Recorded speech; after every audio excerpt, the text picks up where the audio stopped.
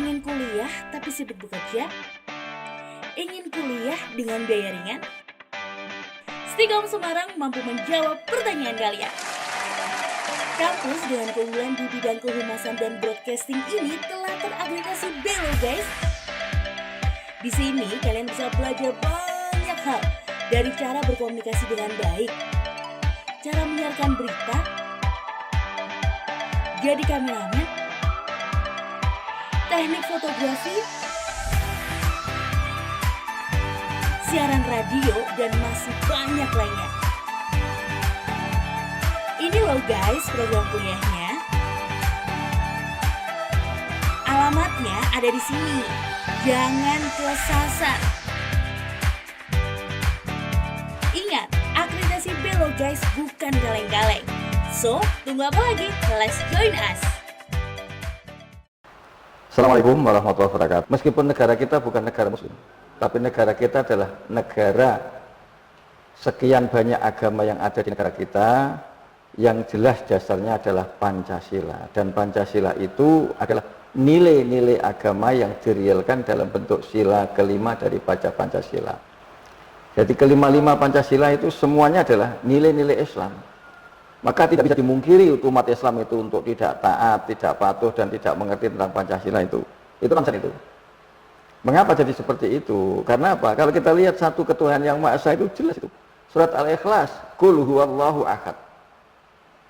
Itu sesuai dengan pembukaan preambul undang-undang itu, atas berkat rahmat Allah yang Maha Kuasa. Maka dalam pembangunan nasional kita, bagaimanapun kita harus andil di depan, kita jadi promotor, kita juga harus sebagai motor, dan kita juga sebagai penggerak di dalam pembangunan nasional. Maka kalau ada umat Islam kok memicingkan sebelah mata, itu salah itu. Mengapa? Pancasila itu adalah hadiah terbesar umat Islam untuk bangsa dan negara. Mengapa harus kita yakini seperti itu? Karena dengan adanya Pancasila yang ketuhanan yang Maha Esa itu, negara kita jelas negara berketuhanan, negara kita adalah negara berdasar ketuhanan, bukan negara agama, bukan, tapi negara berdasar ketuhanan. Maka ada 6 agama yang diatur dalam undang-undang itu, sehingga perlu bersama kami ini sebagai umat Islam harus ada di garda terdepan. Bagaimana negara kita itu? Maka sampai kalau dalam tataran wawasan kita itu ada bahasa hubul waton minal iman, cinta negara, cinta tanah air itu sebagian daripada iman. Karena apa? Karena ini memang tanah kelahiran kita yang harus kita junjung tinggi. Kalau Nabi dalam sabdanya itu kan, ana uhibbul arabiyun wa ana mauludun fi. Nabi dalam hadisnya itu, saya adalah mencintai bangsa Arab. Karena apa? Saya dilahirkan di tanah Arab. Saya juga begitu. Ana uhibbul Indonesian wa ana mauludun fi. Saya adalah cinta bangsa Indonesia. Karena apa? Saya lahir di Indonesia. Maka tidak bisa kita mengelak, saya lahir di Indonesia kok cinta bangsa Arab, tidak mungkin itu. Itu untuk apa? Orang-orang Arab yang datang ke Indonesia aja, mohon maaf, kali ini dipapoi oleh Habibina, Habib Lutfi.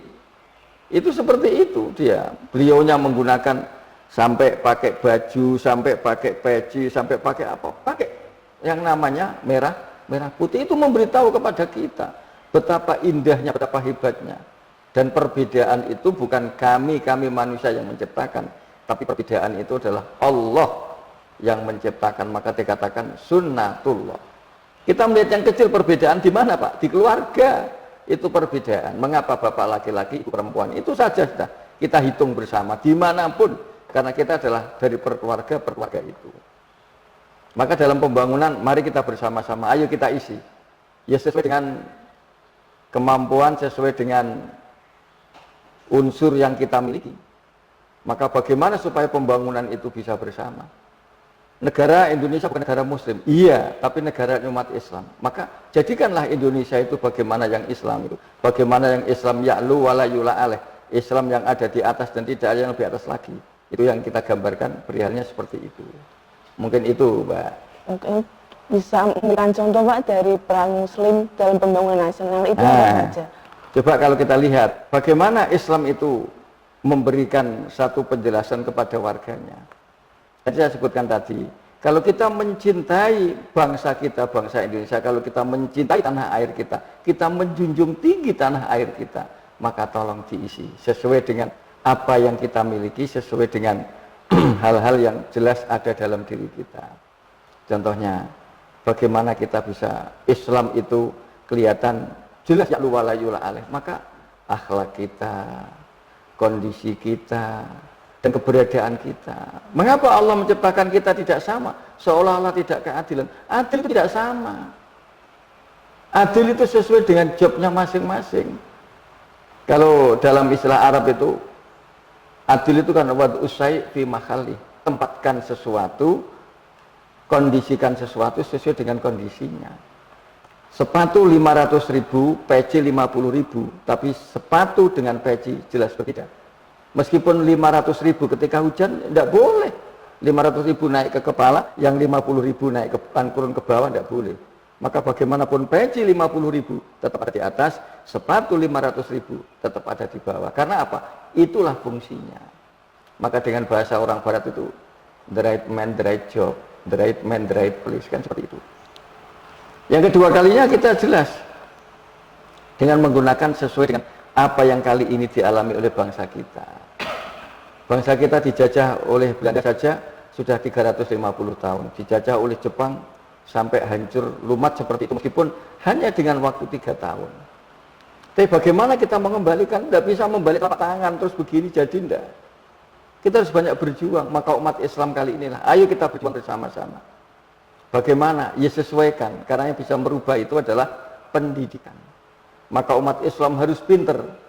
Pondok pesantren wajib, tapi nanti kita punya ijazah formal yang namanya SD, SMP, SMA, MI, MTS, Aliyah, S1, S2, S3 itu harus ada. Tidak bisa dimungkiri itu. Mengapa? Ya suatu saat nanti panggilan giliran kita. Kalau kita tidak siap-siap, nanti juga akan orang lain yang masuk. Kali ini kita kan seperti itu kan. Maka sampai dalam Islam itu konsepnya bagaimana? Man aradad dunya fa'ali bil ilmi, wa man aradal akhirah fa'ali bil ilmi, wa man aradahuma fa'ali bil ilmi. Kita mau menghendaki kehidupan dunia yang enak, jelas dengan ilmu. Kita jadi ekonom, ya ilmunya ekonomi. Kita nanti ada yang sarjana ekonomi, nanti ada yang sarjana hukum. Semua umat Islam dalam dunia pembangunan, ayo kita isi. Ada sarjana pendidikan, ada sarjana teknik, bahkan ini komunikasi juga begitu. Jadikan Stikom Semarang ini, meskipun Stikom ini umum, tapi jadikan Stikom kampus yang islami.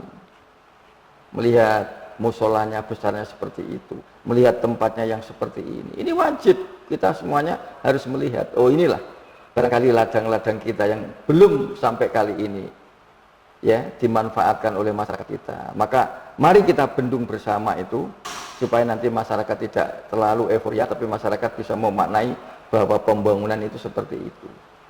Kedua kalinya, wa man aradal akhirah fa'ali bil ilmi. Barang siapa yang menghadapi nanti akhirat bagus, ya maka dengan ilmu akhirat. Apa itu? Maka anak-anak ketika kecil itu kita jadikanlah ilmunya agama, kita pasangi yang bagus. Maka pondokkan, ngajikan supaya dia nanti pintar mengaji, dia nanti sholatnya bagus. Ketika nanti besar itu sebagai bekal dalam kehidupannya. Tidak mungkin anak-anak yang sejak kecil itu sudah dibenahi dengan seperti itu, nanti besarnya akan jadi korupsi. Tidak mungkin, karena apa? Tahu bahwa ini adalah dosa, bahwa ini adalah salah, bahwa ini adalah keliru. Tapi kalau sama sekali tidak tahu, ini ladang bisnis kita yang paling sejuk, paling nyaman. Yang penting bisnis itu menguntungkan. Apapun kata orang, yang penting menguntungkan. Yang jadi masalah kan seperti itu. Padahal tidak ada itu. Bahkan Islam juga sesuai dengan apa yang disampaikan oleh Nabi kan, ar-ras wal mutasinna. Suap menyuap itu, tapi sekarang kan namanya suap menyuap itu kan sudah sesuatu hal biasa kan. Bahkan bisa istilahnya kita seperti orang di pasar itu, tawar menawar. Suap menyuap dengan tawar menawar itu. Maka dari sinilah, ayo keyakinan yang ada dalam diri kita, keyakinan yang ada dalam bangsa kita, terutama umat Islam, janganlah kalau hal seperti itu umat Islam malah yang merajuk ke depan, menjadi punggawa, kan rasanya kan ya lucu kan. Kita yang punya konsep. Dan yang terakhir, wa man ardahuma fa'ali bil ilmi. Kalau kita menghendaki dunia dan akhirat lebih bagus, ya maka mari dengan ilmu-ilmu yang ada. Maka dalam hal ini mari ketika anak-anak kita masih usia kecil, sebelum anak itu menginjak ke perguruan tinggi, maka berilah itu ilmu agama. Kalau dalam kata Nabi, muru auladakum bisolah wa abna sab'a sinin wa adribum alaiha wa abna asra sinin. Bagaimana? Ketika anak usia 7 tahun itu saja kita orang tua disuruh untuk mengajari anak kita sholat. Itu juga kadang-kadang ada orang tua yang, Pak, saya saja tidak sholat. Loh, bagaimana? Bisa ngajari anak kita, wong kita saja tidak sholat. Maka tolong carikan guru privat, carikan guru agama yang bisa dibawa ke rumah. Nanti ngajari bapaknya, ngajari ibunya, dan ngajari anaknya. Alangkah nikmat dan nyamannya itu. Karena apa? Jelas apapun yang ada di sana, kalau kita melihat prinsip yang disampaikan oleh Allah. Aqimis sholah dzikri. Dirikan sholat, karena sholat itu akan mengingat kepadaku. Betapa nikmat dan nyamannya itu. Kehidupannya sudah bergelimpangan harta, kehidupannya kaya raya, tapi senantiasa mengingatkan kepada kita untuk sholat dan untuk sholat. Karena otomatis kalau orang itu sudah sholat, aqimis sholah wa atu zakah. Kalau dia sudah mengerjakan sholat, otomatis zakatnya itu akan disampaikan. Tidak mungkin dia itu orang sholatnya rajin kok zakat infak sedekahnya tidak mungkin itu. Karena apa? Dua hal yang harus seiring sejalan. Kalau amanu wa amilu sholihat, kalau dia beriman yakin kepada Allah, maka perbuatannya mesti bagus. Tapi kalau aqamus sholah wa atu zakat, kalau dia mendirikan sholat, otomatis zakat infak sedekahnya mesti jalan. Kalau ada orang tidak seperti itu, berarti ada beberapa masalah. Itu yang jelas seperti itu. Ingin kuliah tapi sibuk bekerja? Ingin kuliah dengan biaya ringan? Stigom Semarang mampu menjawab pertanyaan kalian.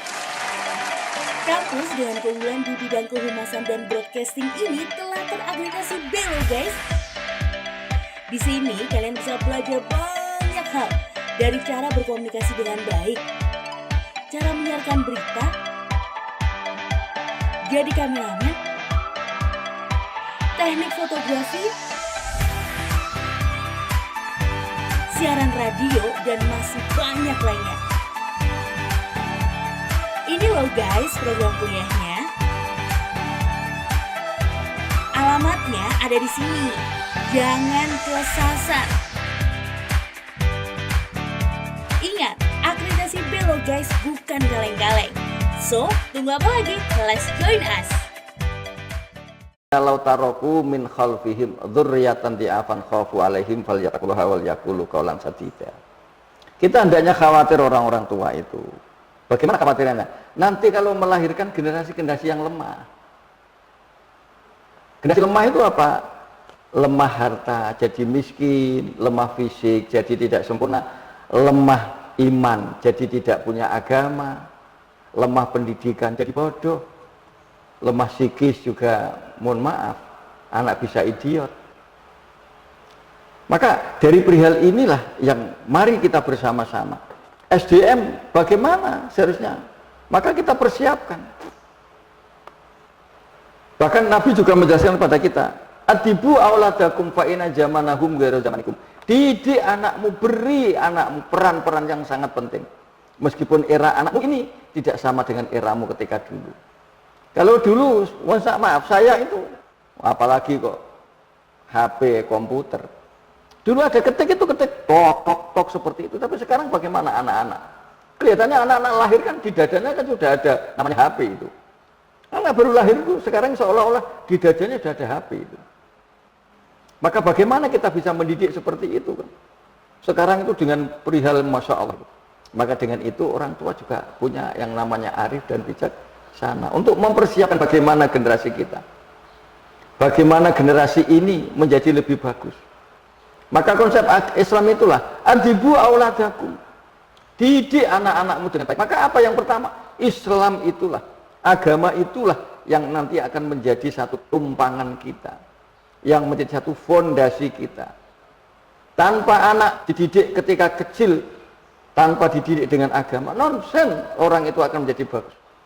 Wong yang dididik seperti itu aja kadang-kadang masih ada yang kelewatan kok. Maka bisa mengarahkan kepada kita apa? Muru auladakum bisolah wa abna sab'a sinin. Ketika anak usia 7 tahun itu loh, anak usia 7 tahun nanti dia akan mengenang. Saya pernah ke masjid, saya pernah ke musola, saya pernah bersama dengan ini, dengan ini. Meskipun nanti dia lupa, akhirnya nanti dia akan teringat lagi. Ya Allah, saya dibangunkan oleh Allah, saya diingatkan oleh Allah, saya dulu pernah diberi pelajaran seperti ini oleh ibu bapak saya, oleh keluarga saya. Ini masih kenang-kenang seperti ini. Dan inilah sumber daya manusia yang harus kita wujudkan bersama. Tidak mungkin ini sebagai satu mimpi di siang bolong, tidak. Mari kita realkan bersama. Dan ini orang tua harus sadar. Maka kata Allah itu, wal yakhshal ladzina law taraku min khalfihim. Kita harus khawatir kalau nanti meninggalkan generasi-generasi berikut kita itu. Generasi yang lemah ekonomi, lemah fisik, lemah iman, lemah pendidikan, bahkan lemah psikis itu. Masya Allah, itu seperti apa nanti kita menontonnya. Bahkan Nabi mengatakan, wa adribuhum alaiha wa hum abna asrafin. Kalau nanti anak usia 10 tahun kok tidak mau diajari sholat kok dablek, dikonsolat kok dablek, entuk dijiwit, entuk dikeprok, entuk diduduk. Tapi tarbiyah untuk mendidik, untuk memberi satu bahan ajar supaya nanti anak itu jangan seperti ini tidak benar, yang benar seperti ini tidak benar, yang benar seperti ini salah, yang benar kayak begini. Karena kemanapun kehidupan kita itu dimulai dihitung oleh Allah Subhanahu wa Ta'ala. Sampai kapan, Pak? Ya mulai anak itu mendapatkan beban taklif yang namanya balik. Balik itu perempuan bisa 9 bulan dikatakan balik. Tapi rata-rata sekarang itu 14 tahun usia anak-anak itu ke atas itu dikatakan balik. Tapi dasarnya dia tidak tahu anak ini usia 14 tahun juga longak-longok, Mbak. Tidak paham dia, tapi sejak kecil anak ini paham, anak ini tahu, saya yakin ingatannya lebih tajam, ingatannya lebih bagus. Maka tolong nanti orang-orang tua itu bagaimana? Jelas, kalau di negara kita itu ada namanya program wajar, 9 tahun, 12 tahun, kan seperti itu kan. Memberi apa? Memberi warna dalam kehidupan kita. Tapi orang tua jangan lena, orang tua jangan buta. Jadi sudah diserahkan kepada pemerintah, diserahkan kepada sekolah, tapi orang tua tidak mau tahu. Ini yang salah. Kita kan seperti itu sebagian besar. Bahwa kita orang tua adalah guru pertama dan utama. Mohon maaf. Orang tua itu adalah guru pertama dan utama. Itu yang perlu dicatat tinta merah. Jadi orang tua itu guru. Haliah kita, perbuatan kita, tingkah laku kita, pembicaraan kita akan ditiru oleh anak-anak kita. Coba. Nah, sudah seperti ini permasalahan kita akan jadi runyam kan. Jadi nanti anak bagaimana itu? Karena anak biasanya membalik. Oh, ibu saya juga begitu, boleh. Bapak saya juga begitu. Bapak saya malah minum hitam itu, bukan kopi. Anak juga nanti begitu. Oh, bapak saya minum hitam tidak kopi. Berarti minuman apa? Kan seperti itu. Coba nih bapak ini jelas, ini teh, ini kopi, ini minuman yang dilarang oleh agama, singkirkan. Jangan sampai didekati. Kan berarti nanti anak-anak cuman apa? Air putih, teh, kopi, atau mungkin sekali-kali susu. Ini jelas susu kan seperti itu kan. Nanti juga akan paham. Dan segala hal yang ada di situ mesti anak nanti akan merekam apa yang telah dilakukan oleh kedua orang tuanya. Maka dikatakan guru yang pertama, karena anak itu bisa ini bisa itu diajari oleh bapak ibunya. Guru yang utama, karena sampai kapanpun anak itu dengan orang tuanya tetap masih mengikuti perintah orang tuanya. Tidak mungkin akan ada keterputusan. Maka sampai Allah menjelaskan min khalfihim dzurriatan di'afan khafu alaihim. Nomor 2, falyattaqullah. Tapi ingat, takwa kepada Allah ini adalah posisi yang tingkatan yang tinggi di hadapan Allah Subhanahu wa taala. Kita kaji Al-Hujurat ayat 13. Inna khalaqnakum min dzakarin wa unsa wa ja'alnakum syu'uban wa qabaila lita'arafu inna akramakum indallahi atqakum. Orang tua juga memberitahu bahwa orang nanti yang paling mulia di sisi Allah pada akhirnya nanti siapa? Orang yang paling bertakwa di antara kita semua. Dan kondisi takwa itu tidak membalik telapak tangan. Bim salah bim apa kita apa enggak. Harus melalui beberapa ritme, beberapa diklat, beberapa aturan. Maka dengan usia 7 tahun, usia 10 tahun, terus sampai ke atas, bahkan sampai tua pun, kalau masih ada orang tua, anak itu mesti diberitahu oleh orang tua. Maka disinilah orang tua yang harus jeli, orang tua yang harus pintar. Kalau orang tua tidak pintar, masya Allah itu Ini gambaran-gambaran bagaimana supaya nanti mempersiapkan SDM yang seperti itu. Maka ada wattaqullah, takwa kepada Allah. Wa yaqulu qaulan sadida, dan berbicara yang enak, berbicara yang lembut, berbicara yang halus. Marah seperti apapun kepada anak itu jangan sampai orang lain tahu. Karena apa? Ini sebagai satu embrio bahwa psikis, kejiwaan. Maka bagaimanapun kita berusaha, tapi kadang-kadang juga, mohon maaf, seperti saya sendiri juga kadang-kadang juga lepas kontrol.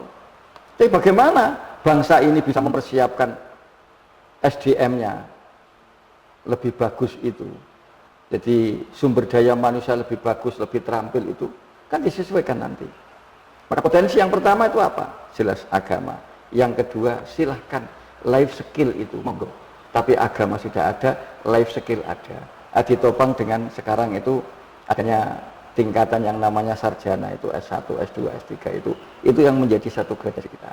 Sehingga kita nanti bisa melihat, oh, kamu apa? Ekonomi, lari ke sana. Tapi juga kadang-kadang ada yang tidak cocok, Pak. Iya. Tapi kan minimal kan basicnya kan sudah ada. Oh, saya komunikasi, Pak. Iya. Paling tidak apa? Wartawan. Paling tidak apa? Tukang komunikatif. Paling tidak nanti apa? Pemasaran. Kan yang banyak bicara dengan perihal-perihal yang ada dalam didikan dalam kampus kan seperti itu. Atau mungkin nanti malah bisa lagi ini komunikasi antara Stikom dengan UIN bagian dakwah atau bagian Usuluddin. Itu nanti ada.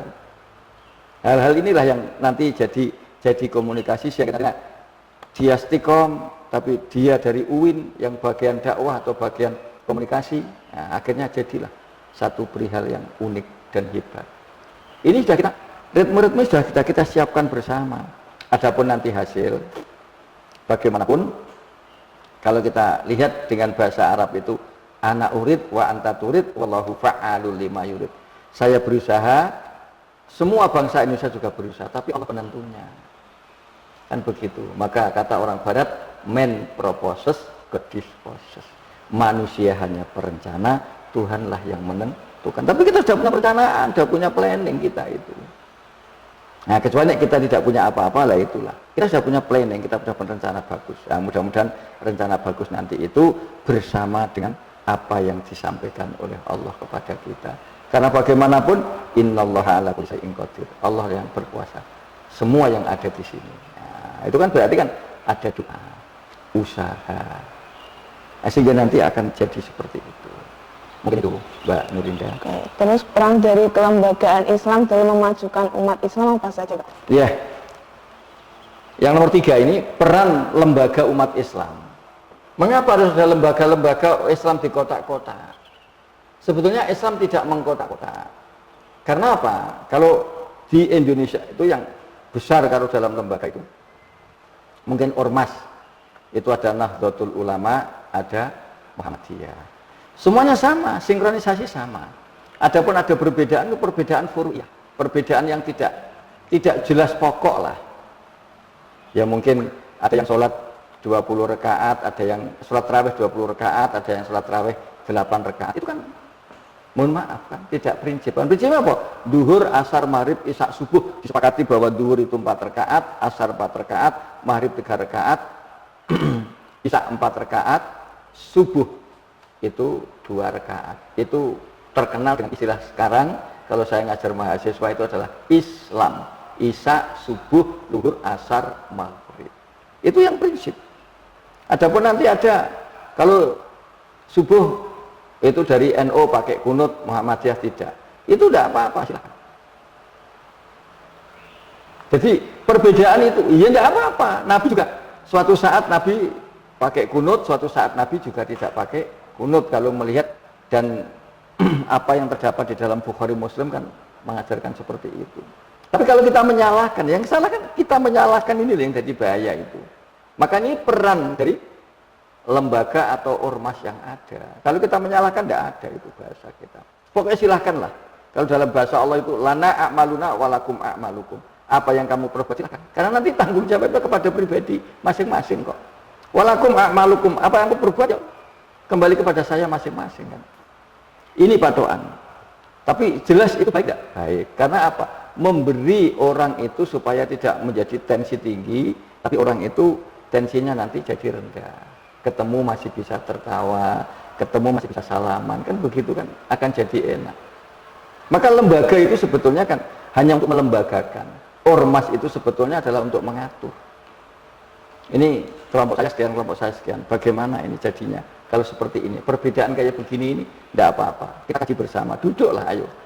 Oh ya begitu, kalau saya pakai ini ya silahkan. Saya pakai ini ya silahkan. Tapi yang jelas jangan sampai kita itu termasuk bahasanya takfirat itu. Mengkafirkan. Oh bahwa kalau begini, ini begini. Sekarang kan seperti itu yang jadi masalah itu. Kita menggunakan bahasa kafir, syirik, bid'ah. Nah itu yang sekarang, orang sekarang itu sebetulnya sudah tidak eranya seperti itulah. Era kita itu bersatu bersama meskipun wacana kita tidak sama, tapi untuk negara Indonesia yang merdeka ini, untuk negara kita dalam pembangunannya itu satu komando bersama.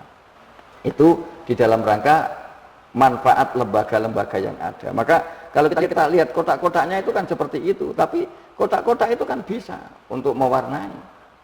Tidak mungkin kotak-kotak itu terus saling menghimpit, saling mengecil, tidak mungkin. Itu dari manfaat lembaga yang ada seperti itu. Terus nih Pak, bagaimana peran umat Islam dalam mewujudkan masyarakat yang madani? Nah, begini, kita lihat sebetulnya masyarakat madani. Nah, ini nanti kalau di Islam yang ada di Indonesia, yang setahu saya, Islam itu kan rahmatan lil alamin. Tapi Islam di Indonesia, ini ada ormas yang mengambil bagaimana Islam di Indonesia itu Islam Nusantara. Kemenak mulai dari pusat sampai ke bawah memberi julukan moderasi beragama. Ini sudah istilah ini, jangan sampai berarti itu ada Islam baru, tidak. Ya Islam yang dibawa oleh baginda Rasul Nabi besar Muhammad SAW pada konsepnya rahmatan lil alamin. Tapi mengapa Islam madani, Pak? Madani itu kan Nabi hijrah dari Mekah ke Madinah. Madinah dulu kan Yasrib. Sekarang dikatakan Madani. Kalau nanti kata Madinatun artinya kota, Madani itu bangsa kota. Artinya apa? Manusia yang membuka dirilah. Dalam bahasa kita pluralisme. Banyak perbedaan.